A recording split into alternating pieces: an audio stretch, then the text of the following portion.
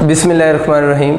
अस्सलाम वालेकुम बच्चों, आज के टॉपिक में हम एक पार्टिकल जो कि एसएचएम परफॉर्म कर रहा है उसके एक्सेलरेशन पे बात करेंगे। इसके एक्सेलरेशन का जो जनरल फार्मूला होता है a = -ω² × x होता है। इस फार्मूला में जो नेगेटिव साइन है, एक तो हम इस नेगेटिव साइन के बारे में ये कहते हैं कि ड्यूरिंग एसएचएम एक्सेलरेशन की जो डायरेक्शन है वो ऑलवेज टुवर्ड्स मीन पोजीशन होगी। तो हम इस बात को यूँ लिख सकते हैं, मैंने लिखा है कि acceleration is directed towards mean position. एक तो माइनस साइन यहाँ पर इस चीज़ को शो कर रहा है। दूसरा हम ये भी कह सकते हैं कि जो माइनस साइन ये भी शो कर रहा है कि acceleration and displacement are in opposite direction. तो मैंने बच्चों इसके दूसरे मीनिंग लिखे हैं कि acceleration and displacement are in opposite direction. यहाँ से हमें ये भी आइडिया हो जाता है कि अगर ड्यूरिंग एसएचएम एक्सेलरेशन और डिस्प्लेसमेंट में एंगल पूछ ले तो इन दोनों के दरम्यान में एंगल 180 डिग्री होगा। ये खैर हम लोगों ने इस टॉपिक के स्टार्ट में बातें की थी कि ड्यूरिंग एसएचएम ए और एक्स की डायरेक्शन अपोजिट है तो इनमें एंगल 180 डिग्री होगा। और हम लोगों ने उस वक्त इसका ग्राफ भी प्लाट किया था कि अगर हम acceleration versus displacement graph plot करें तो ये -a हो जाएगा और ये -x होगा। इसका ग्राफ तो स्ट्रेट लाइन होगा, लेकिन ऐसी स्ट्रेट लाइन होगी जो सेकंड और फोर्थ क्वाड्रेंट में से पास करेगी। इसकी डिटेल आप फर्स्ट वीडियो में देख सकते हैं, जो एसएचएम एंड सर्कुलर मोशन की फर्स्ट वीडियो है। अभी बस मैंने इसको थोड़ा सा रिवाइज करवा दी है कि एक्सेलरेशन और डिस्प्लेसमेंट का ग्राफ स्ट्रेट लाइन होगा और ऐसी स्ट्रेट लाइन होगी जो सेकंड और फोर्थ क्वाड्रेंट में से पास करेगी। अब जो इसका एक बहुत कॉमन एमसीक्यू देखते हैं। एमसीक्यू के बच्चों मैंने स्टेटमेंट लिख सी, इसको रीड करते हैं। A motion of particle is express by this equation. किसी पार्टिकल की मोशन को इस एक्सप्रेस कर रहे हैं a = -b × x। हमें नज़र आ रहा है कि बेसिकली एसएचएम की इक्वेशन है और बता रहा है कि x यहाँ पर डिस्प्लेसमेंट, यहाँ पर ये बता रहा है कि x जो है वो किसको शो कर रहा है, डिस्प्लेसमेंट को फ्रॉम मीन पोजीशन। a जो है वो एक्सेलरेशन है और b कोई कांस्टेंट है। तो पूछ रहे पीरियोडिक टाइम इज, इसका आप लोगों ने टाइम पीरियड बताना है। अगर किसी बॉडी की इक्वेशन मोशन ये वाली गिवन हो तो उसका टाइम पीरियड कैसे कैलकुलेट करेंगे। देखिए टाइम पीरियड का जनरल फार्मूला होता है t = 2π/ω। इसके लिए आपको ओमेगा चाहिए। ओमेगा हम कैसे कैलकुलेट करेंगे, देखिए ये जो इक्वेशन लिखी हुई है a = -b × x है। ये वाली इक्वेशन a = -ω² × x है। हमें ओमेगा चाहिए तो आप इस इक्वेशन को इससे कंपेयर करें। a से कंपेयर होगा, x से कंपेयर होगा और ओमेगा² जो है वो किस से कंपेयर होगा, b से कंपेयर होगा। तो इसका मतलब ये हुआ कि अगर हम लोगों ने इन दोनों इक्वेशंस को कंपेयर किया है तो योर ओमेगा² = b हो जाएगा। हमें यहाँ से ओमेगा की वैल्यू चाहिए तो इसकी बोथ साइड पर अंडर रूट ले लें, स्क्वायर अंडर रूट से कैंसिल हो जाएगा। तो ओमेगा इस केस में अंडर रूट b के इक्वल होगा। तो बहुत सिंपल सा क्वेश्चन है। जब भी आपको कोई इस तरह का एमसीक्यू आए, यहाँ पर x के साथ जो भी कांस्टेंट लिखा होगा, जब एमसीक्यू आते हैं तो डिफरेंट कांस्टेंट उसने लिखे होते हैं। लेट्स से यूँ लिखा होगा a = -5x पे लिखा हुआ हो सकता है, यानी b की बजाय कोई नंबर भी हो सकता है। तो जो भी यहाँ पर नंबर लिखा होगा आप लोगों ने याद रखना है, वो नंबर को हम किसकी को लिखा करेंगे, ओमेगा² की को लिख लिया करेंगे। तो ये जनरल बात याद रखनी है। मैंने वैसे यहाँ पर b यूज़ कर ली है। इसके अलावा भी अगर कोई नंबर हो तो आप लोगों ने इसको ओमेगा² के इक्वल लिख के वहाँ से ओमेगा की वैल्यू निकाल लेनी है और ओमेगा निकालने के लिए जस्ट आप लोगों ने अंडर रूट लेना है। इसको ऊपर वाली इक्वेशन में पुट कर दें तो t = बन जाएगा 2π/, इस ओमेगा को हम क्या लिख सकते हैं, अंडर रूट b लिख सकते हैं। इसका जो टाइम पीरियड बनेगा वो 2π/√b की इक्वल होगा। तो बहुत सिंपल और बहुत कॉमन है एमसीक्यू कि यहाँ पर जो भी नंबर होगा उसको किसकी इक्वल लिखना है, b² की इक्वल लिखना है और इस फार्मूला में उस ओमेगा की वैल्यू को पुट करेंगे तो उस जो भी बॉडी होगा उसका हमारे पास एसएचएम अगर वो परफॉर्म कर रहा है तो उसका टाइम पीरियड हम इस मेथड से बहुत ईजिली कैलकुलेट कर सकते हैं। इस फार्मूला के बच्चे एक और शेप देखते हैं। इस फार्मूला में ये वाली जो पूरा फैक्टर लिखा हुआ है ना, ये असल में शो कर रहा है मैक्सिमम एक्सेलरेशन को। अगर ये कंप्लीट मैक्सिमम एक्सेलरेशन को शो कर रहा है जिसको हम लिख सकते हैं a = a max और साथ में आपका आ जाएगा sin of ωt, यानी a = a max sin of ωt हो जाएगा। अब ये जो ωt होता है इसको हम थीटा भी लिख सकते हैं, तो a = a max और ωt को हम sin θb लिख सकते हैं। तो ये भी थोड़ा याद रखना है कि ये इक्वेशन जो है, अगर आपसे पूछे ना कभी एमसीक्यू में कि a/a max की रेशो किसकी इक्वल होती है, तो हम ये कहते हैं कि a/a max जो होगा वो इक्वल होगा sin θ/1 के। एक तो इसके इस टाइप के एमसीक्यू आ सकते हैं कि ये इंस्टेंटेनियस एक्सेलरेशन है, मैक्सिमम एक्सेलरेशन, इन दोनों की रेशियो साइन थीटा ओवर 1 होगी। एक इसके क्वेश्चन इस तरह के आ सकते हैं कि आपसे इंस्टेंटेनियस एक्सेलरेशन पूछे और क्वेश्चन में आपको मैक्सिमम एक्सेलरेशन गिवन हो और एंगल भी गिवन हो। अगर ये दोनों चीज़ें आपको गिवन हो तो आप लोग किसकी वैल्यू बता सकते हैं, इंस्टेंटेनियस एक्सेलरेशन की वैल्यू कैलकुलेट कर सकते हैं। इसका नेक्स्ट एक और क्वेश्चन जो बन सकता है, अगर मैं ए मैक्स को यहाँ से सब्जेक्ट बना लूँ, ए मैक्स को इसी साइड पे रहने दें, तो ये क्या हो जाएगा, ए बाई कौन सा बन जाएगा, साइन थीटा हो जाएगा। इसका मतलब ये हो कि maximum acceleration during SHM calculate करने का ये वाला फार्मूला भी होता है आपके पास। अगर आपको इंस्टेंटेनियस एक्सेलरेशन पता हो और वो एक्सेलरेशन किस एंगल पर है वो एंगल पता हो, तो फिर भी हम मैक्सिमम एक्सेलरेशन कैलकुलेट कर सकते हैं। तो बच्चों डिफरेंट टाइप के क्वेश्चन बता दिए। इंस्टेंटेनियस एक्सेलरेशन कब कैलकुलेट होगा, जब ये दोनों चीज़ें गिवन होंगी। इनकी रेशो कभी पूछ ले, साइन थीटा ओवर 1, ये तो मैंने जस्ट फार्मूला लिखा है ना। अगर आपको एंगल गिवन हो, कोई एंगल हो और आपसे पूछे ए और ए मैक्स की रेशियो बताओ, सपोज करें वो आपसे कहता है 30 डिग्री एंगल के ऊपर 30 डिग्री एंगल है during SHM, a over a max की रेशियो बताओ, तो आप बता सकते हैं a over a max equal to, या साइन 30 पुट करोगे, साइन 30 कितना होता है आपके पास 1/2 की इक्वल होगा, तो ए ओवर ए मैक्स की रेशियो 1 रेशियो क्या हो जाएगी, 2 हो जाएगी।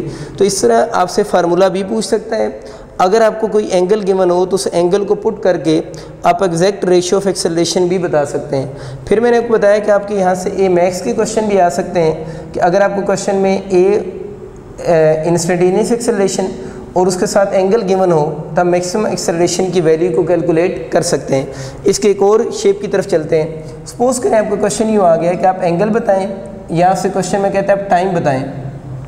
व्हेन एक्सेलरेशन जो है become equal to 1/√2 times of its maximum value, यानी एंगल के क्वेश्चन भी आ सकते हैं, टाइम के क्वेश्चन भी आ सकते हैं, और इस तरह की कंडीशन आपको गिवन होगी कि एंगल या टाइम बताएं when acceleration become equal to 1/√2 times of its maximum value. इस तरह के क्वेश्चन को कैसे सॉल्व करेंगे, जो भी इस तरह का क्वेश्चन आएगा उसको आप लोगों ने इस इक्वेशन से कंपेयर करना है। कैसे कंपेयर होगा, ए को ए से कंपेयर करेंगे, ए मैक्स को ए मैक्स से कंपेयर करेंगे। तो यहाँ पर जो साइन थीटा लिखा हुआ है उस साइन थीटा को आप लोगों ने कंपेयर करना है 1/√2 से, ठीक है। तो आप लोग उसको जब इससे कंपेयर करेंगे तो साइन थीटा 1/√2 हो गया। अब साइन थीटा अगर 1/√2 आ रहा है तो ये किस एंगल पर होगा, 45 डिग्री पर। अगर हम इसको रेडियन में कन्वर्ट करें तो π/4 रेडियन की इक्वल होगा ये। तो इन शॉर्ट बच्चों ये बात हुई कि यहाँ पर जो भी नंबर लिखा होगा, जब कंपेयर करने का मतलब यह है कि उस नंबर को आप लोगों ने किसके इक्वल, साइन थीटा की इक्वल लिख लेना है। अगर वो टेबल की वैल्यू हो तो ऑप्शन आपके इस फॉर्म में होंगे, अगर वो टेबल की वैल्यू नहीं होगी तो फिर आप लोगों ने theta equal to sine inverse of that number लिख दिया करेंगे, अगर वो टेबल की वैल्यू नहीं होगी। बाकी आपको पता है यहाँ पर जो भी नंबर होगा that must be equal to less than और इक्वल टू 1, क्योंकि यहाँ पर अगर नंबर 1 से ग्रेटर हम पुट कर दें तो साइन थीटा की इक्वल उस नंबर को लिखना होता है, और साइन थीटा की वैल्यू 1 से ग्रेटर पॉसिबल नहीं है। तो अगर यहाँ पर कोई नंबर ग्रेटर देन 1 आ जाए, मैं ये कहना चाह रहा हूँ अगर क्वेश्चन यूँ आ जाए, आपसे एंगल पूछे when A become equal to 2 time of its maximum value, अब यहाँ पर जो नंबर लिखा हुआ है वो साइन थीटा की को लिखना होता है। अब क्या है मसला है कि साइन थीटा की वैल्यू तो सबसे बड़ी 1 हो सकती है, लेकिन यहाँ पर तो 2 लिखा हुआ है। तो इस क्वेश्चन का फिर आप लोगों ने आंसर में क्या चूज़ करना है, नॉट पॉसिबल चूज़ करेंगे कि जो कंडीशन उसने क्वेश्चन में गिवन है ये कंडीशन पॉसिबल नहीं है, और यहाँ पर जो भी नंबर होगा that number must be less than और इक्वल टू 1 होगा।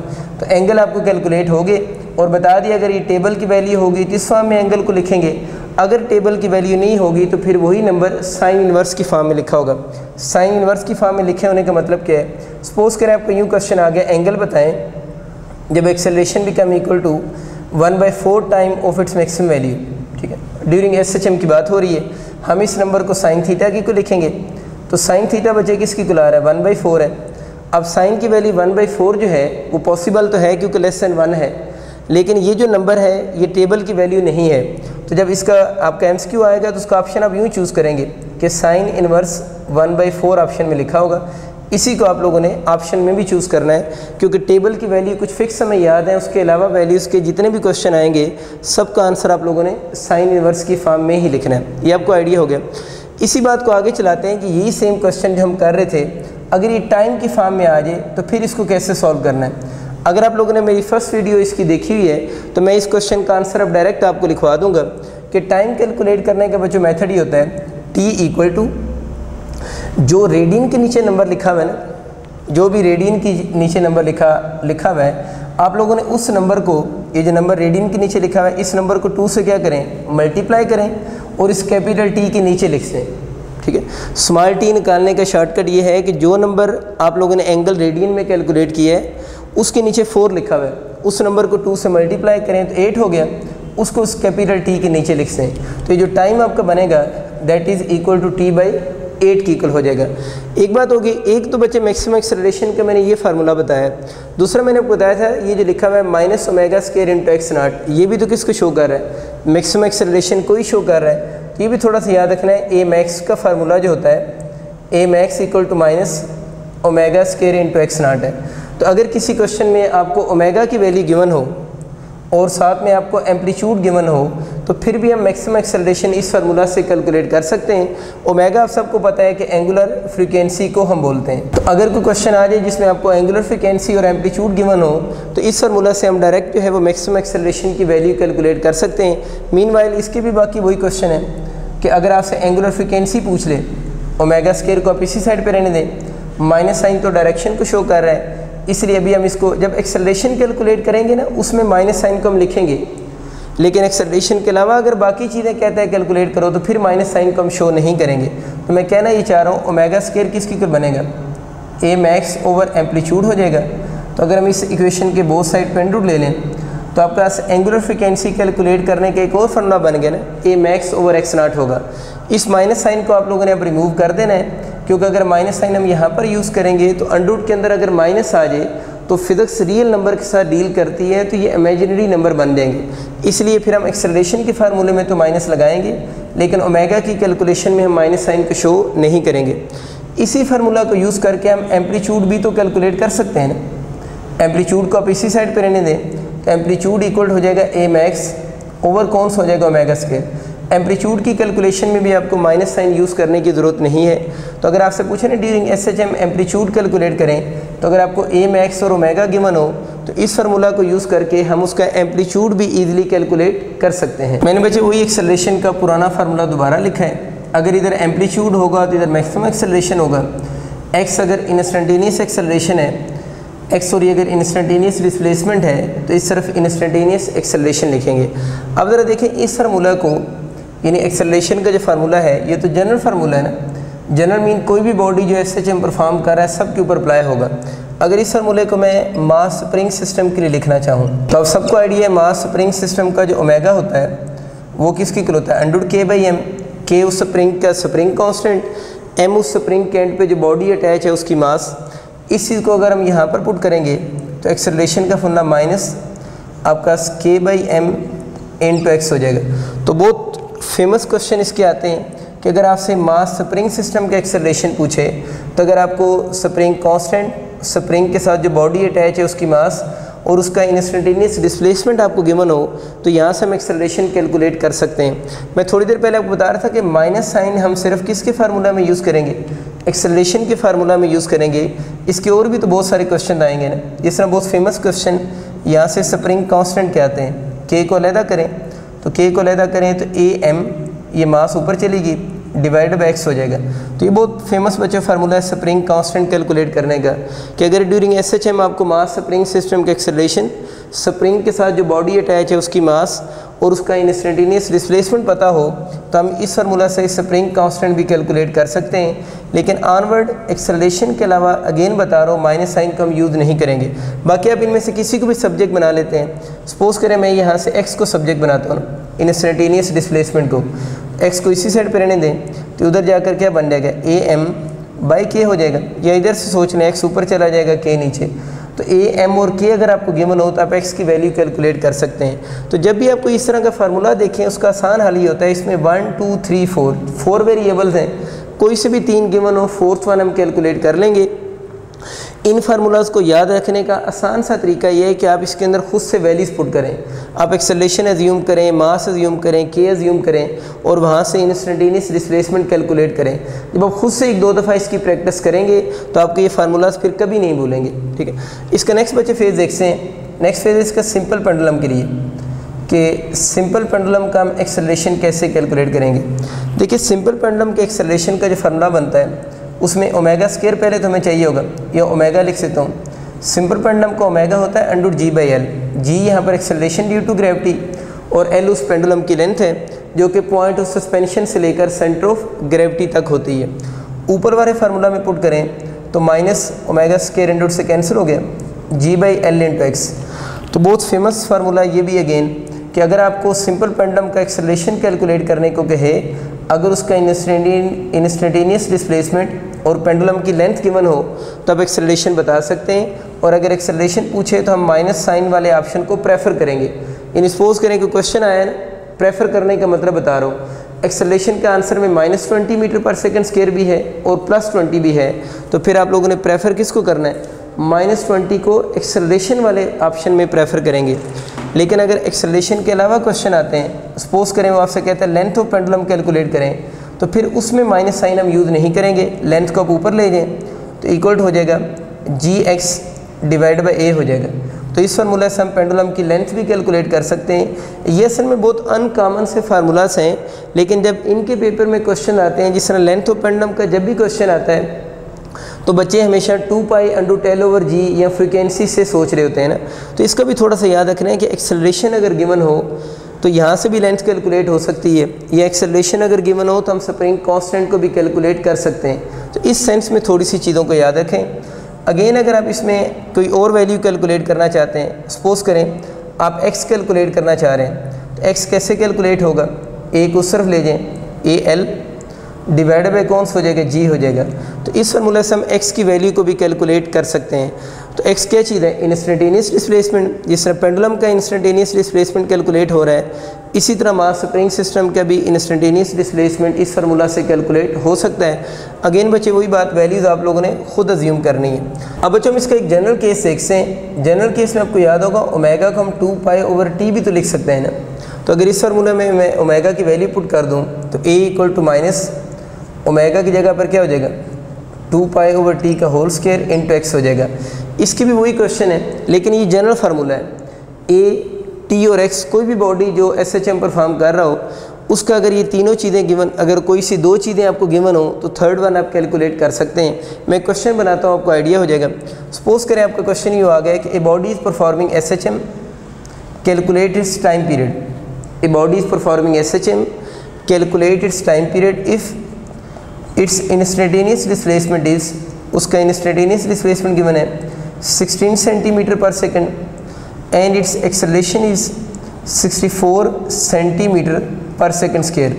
तो एक बॉडी SHM परफॉर्म कर रहा है, उसका आपको x गिवन है, उसका A गिवन है और आपसे उसका टाइम पीरियड डिमांड कर रहा है। तो देखिए ये मैं आपसे कह रहा था ना कि इन तीनों में से कोई सी दो चीज़ें गिवन हो तो थर्ड वन आप कैलकुलेट कर सकते हैं। माइनस साइन आपको बताया था सिर्फ एक्सेलरेशन के फार्मूले में हम यूज़ करेंगे। एक्सेलरेशन की कैलकुलेशन के अलावा अगर कोई और फार्मूला पूछे तो फिर माइनस साइन नहीं लगाएंगे, क्योंकि उसने तो टाइम पीरियड पूछा हुआ है, इसलिए अब हमें इस माइनस को लगाने की ज़रूरत नहीं है। इसमें वैल्यूज पुट करते हैं, एक्सेलरेशन की जगह 64 और ये बन जाएगा 2π/T का होल स्क्वायर, और x जो आपके पास आ रहा है यहाँ से वो 16 की इक्वल आ रहा है। इस 16 को इस तरफ लें, 64/16 2π/T का होल स्क्वायर हो जाएगा।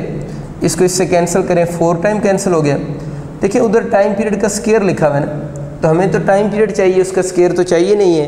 तो हम इस इक्वेशन के बोथ साइड्स पे अब अंडर ले लेते हैं, स्क्वायर अंडर से कैंसिल हो गया, 4 का अंडर 2 बन गया, इधर तो वैसे ही कैंसिल हो चुका हुआ है, तो 2π/T हो गया।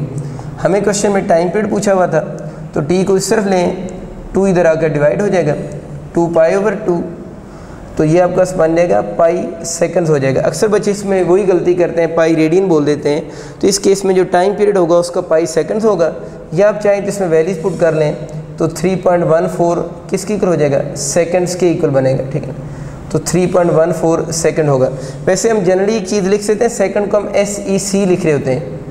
अगर कोई भी MCQ आ जाए ना यूँ ऑप्शन लिखा हो, पाई सेकंड लिखा हो और पाई सेकंड लिखा हो, और पूछे इनमें से कौन सा करेक्ट ऑप्शन है, तो ये सेकंड को SEC लिखना रॉन्ग है। वैसे सेकंड की जो करेक्ट सिंबल है वो SE होती है, सेकंड को SCC लिखना इनकरेक्ट है ना।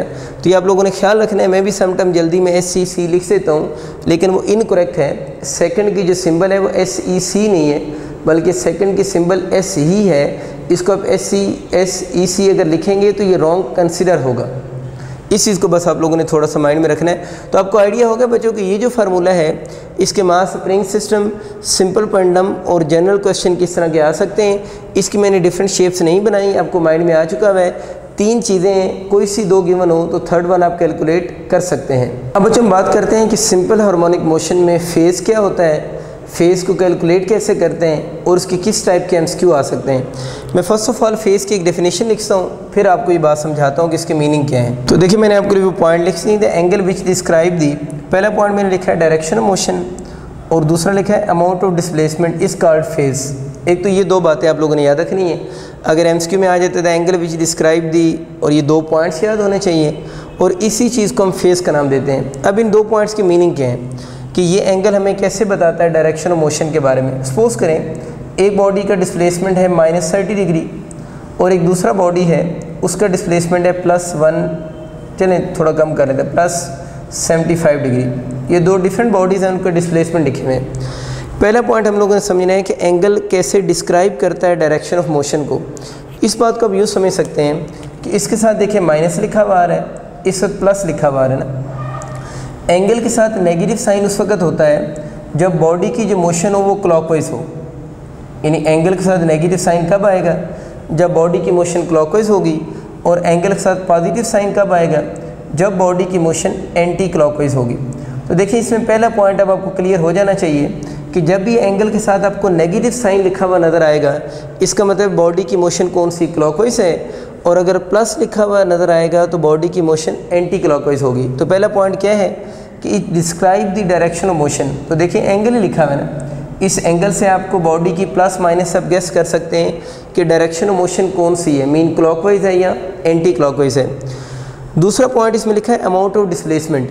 देखिए ये जो साथ में नंबर लिखा हुआ है ये किसको शो कर रहा है, अमाउंट ऑफ डिस्प्लेसमेंट को शो नहीं कर रहा। ज़ाहिर है 30 डिग्री ज़्यादा होगा या 75 डिग्री ज़्यादा होगा, तो 75 डिग्री ज़्यादा डिस्प्लेसमेंट है किससे, 30 डिग्री से। इस प्लस या माइनस की वजह से आप उसकी मैग्नीट्यूड को डिसाइड नहीं कर सकते कि माइनस की वजह से या प्लस की वजह से हम उसको लार्ज या स्मॉल बोलें, क्योंकि प्लस माइनस का सिर्फ काम क्या बताना है, डायरेक्शन मोशन। आगे अमाउंट ऑफ डिस्प्लेसमेंट कितना है वो इस नंबर ने डिसाइड करना है। तो इसमें से ज़्यादा बड़ा नंबर कौन सा है, 75 डिग्री ज़्यादा डिस्प्लेसमेंट है देन 30 डिग्री से। तो ये एंगल 2 चीज़ें बता रहा है, अब आपको क्लियर हो चुकी होंगी, एक अमाउंट ऑफ डिस्प्लेसमेंट और दूसरी जो हम बात कर रहे होते हैं वो उसकी डायरेक्शन ऑफ मोशन है। अब बच्चों में एक और चीज़ सीखते हैं जो कि इनिशियल फेज़ के बारे में, उसको ज़रा देखते हैं कि इनिशियल फेज़ क्या है। इनिशियल फेज़ के बारे में हम कह रहे होते हैं कि एट t = 0, मैं इसकी डेफिनेशन लिख देता हूँ फिर आपको इसको क्लियर करता हूँ। तो देखिए बच्चों मैंने आपको लिखा है कि at t = 0 the angle between reference line, ये नया वर्ड है, एंड रोटेटिंग रेडियस, ये भी नया वर्ड है, इस कॉल्ड इनिशियल फेज़। तो पहले इस रेफरेंस लाइन और रोटेटिंग रेडियस को क्लियर करते हैं, दोबारा इसकी डेफिनेशन की तरफ आ जाएंगे। असल बच्चे इस डायग्राम में आपको ये जो O से A लाइन नज़र आ रही है ना, O से A लाइन जो है इसको हम रेफरेंस लाइन कहते हैं, ठीक है, और जो OP लिखा हुआ है इसको रोटेटिंग रेडियस कहते हैं। इसका मतलब ये हुआ कि ये OA reference line, OP rotating radius इसको इसलिए कहते हैं क्योंकि ये P पॉइंट तो क्या कर रहा है, रोटेट कर रहा होता है। इन दोनों के दरमियान में जो एंगल होगा ना, रेफरेंस लाइन और रोटेटिंग रेडियस के दरमियान में जो एंगल होगा, उस एंगल को हम इनिशियल फेज़ कब कहेंगे, जब टाइम t = 0 होगा। t = 0 का मतलब क्या होता है, जब आप एक्सपेरिमेंट शुरू करें। तो सपोज़ करें जब हम लोगों ने एक्सपेरिमेंट शुरू किया उस वक्त बॉडी इस पॉइंट पर था, इस जगह पर था, तो t = 0 इस बॉडी का रोटेटिंग रेडियस और रेफरेंस लाइन के दरमियान में जो एंगल होगा उसको इनिशियल फेज़ बोलेंगे और इसको हम डिनोट करेंगे फाई से। और वैसे भी बच्चों अगर फेज़ का वैसे भी क्वेश्चन आ जाए कि फ़ेज़ किसके दरमियान में एंगल होता है, तो आप लोगों ने याद रखना है फ़ेज़ एंगल रोटेटिंग रेडियस और किसके दरमियान में होगा, रेफरेंस लाइन के दरमियान में होगा। अब यूँ इमेजिन करें कि अब ये बॉडी मूव कर रहा है और बॉडी इस पोजीशन से मूव करके इस जगह पर चला गया, इस पॉइंट को मैं P' कह देता हूँ।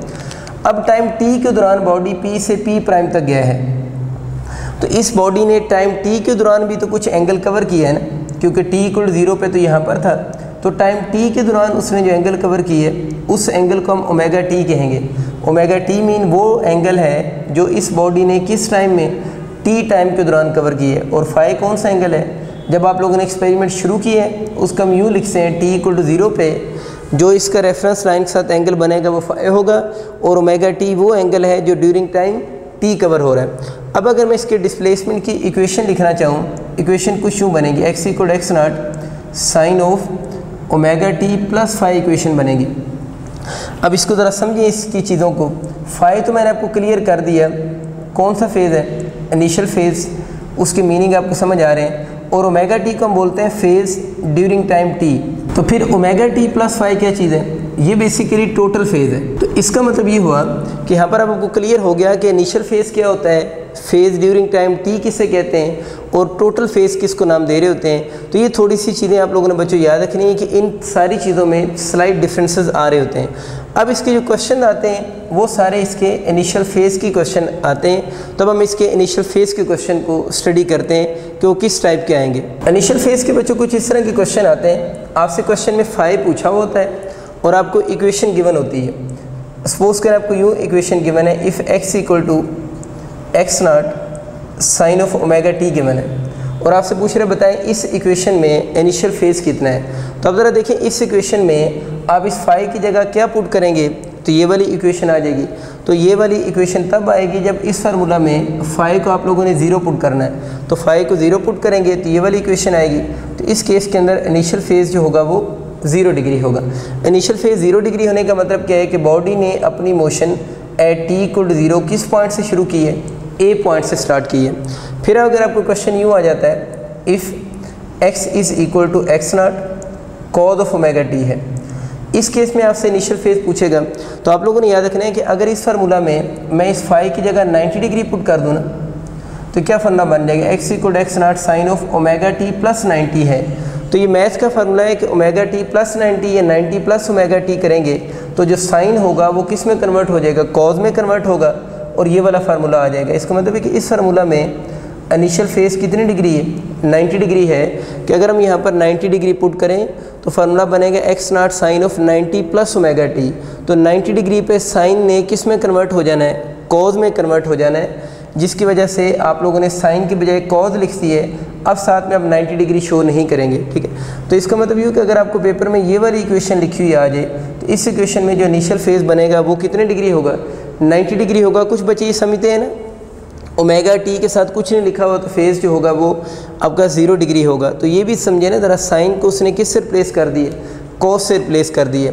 इस तरह बच्चों अगर आपके पास कुछ यूँ इक्वेशन लिखी हुई आ जाए, if x = -x0 sine of omega t आ जाए, तो ये इक्वेशन हमें कैसे ऑब्टेन्ड होगी, जब इस फार्मूला में आप फाई की जगह पर 180 डिग्री पुट करोगे।